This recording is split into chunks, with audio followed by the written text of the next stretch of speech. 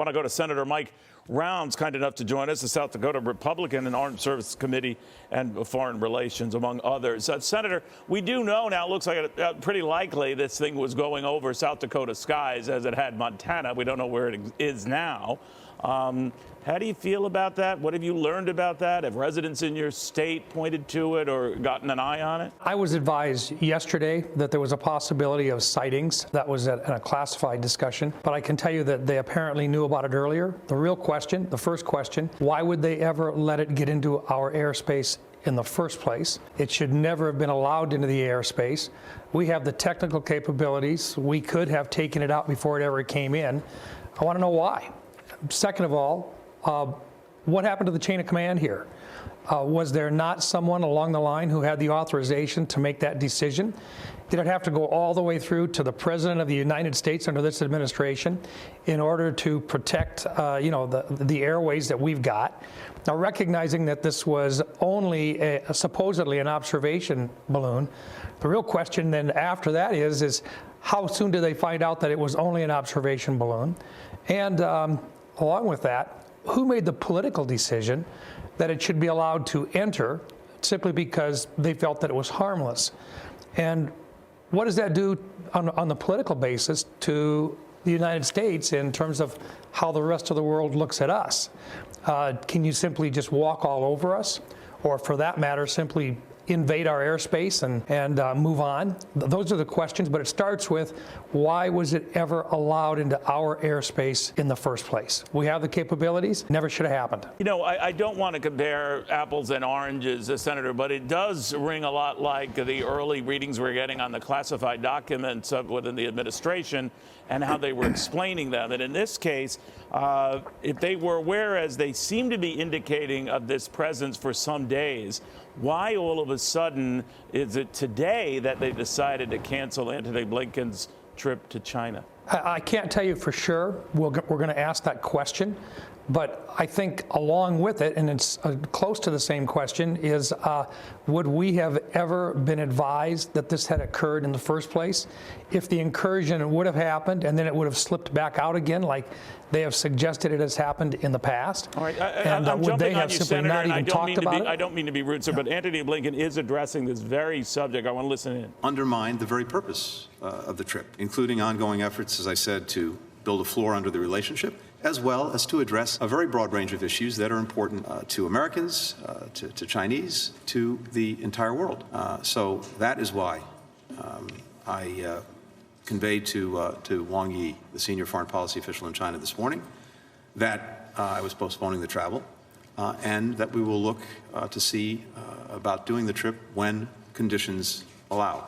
I'm not going to put a date or time on that, because what we're focused right now is on making sure that this ongoing issue is actually resolved. The first step, as I said, is getting the surveillance asset out of our airspace. We're still monitoring that. Antony Blinken did temporarily or briefly address this subject of why he declined a meeting to go to China to meet with his counterpart there. And again, Senator Rounds, it gets back to what you and I were discussing, that it didn't make sense, because if you're from the administration, you're saying you knew about this or aware of this for days, and presumably just as outraged over that period as you were today to cancel a meeting with your Chinese counterpart. I'm talking about the Secretary of State. Why didn't you do so a few days ago? Your thoughts? Yeah, look, I would suspect that it's being canceled, and once again, we'll have to ask them that question, but I would suspect that it's being canceled because we found out about it. I think if the incursion would have occurred and they would have turned it around or maneuvered it out of our airspace again, we probably wouldn't have found out about it, and I would suspect that the meeting might very well have continued on. But once again, it comes right back down to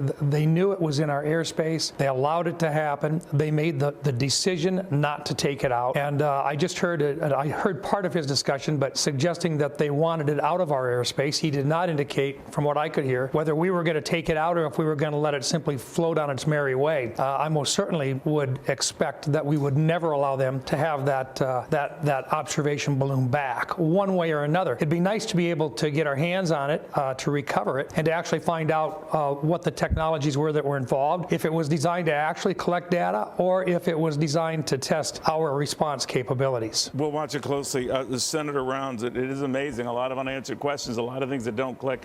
Thank you very, very much. By the way, the Chinese Foreign Ministry did issue a statement earlier today when the first questions came up. What the heck is this thing? And they had said, no, this is an airship. It is from China. It is a civilian airship used for research, mainly meteorological purposes. Chinese side regrets the unintended entry of the airship into U.S. airspace due to force majeure. The Chinese side will continue communicating with the U.S. side and properly handle the unexpected situation caused by force majeure. In other words, events that are out of your control. Not everyone is buying that. And a quick footnote on what we're talking about here. This is not just like a weather balloon. This is something very, very different. Weather balloons, for example, are not nearly this big. This is about 5 times to 10 times the size of such balloons. Typically, weather balloons, the best of them go up about 20 to 22,000 feet. This one's at 60,000 feet. The highest commercial aircraft go is around 35,000 feet. So what is propelling this and powering this and operating this and getting commands regarding this is anyone's guess. And this gives you a good idea of the size. If it is the length or the width of 3 buses, then you could put it this way. It is about 10 times the minimum size of, for example, typical weather balloons. Now, they expand once in the air when they're retrieving information.